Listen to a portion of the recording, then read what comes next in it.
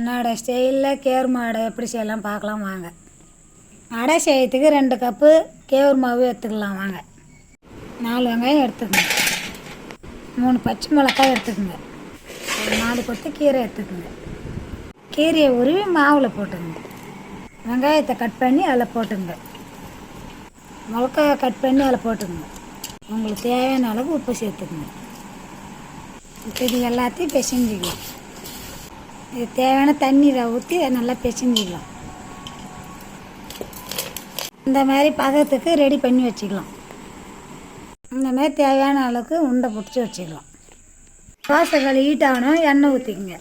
நம்ம ரெடி பண்ணி வச்சுக்கிற மாவை இதுமாரி தோசைக்கல்லில் அடை தட்டிக்குங்க.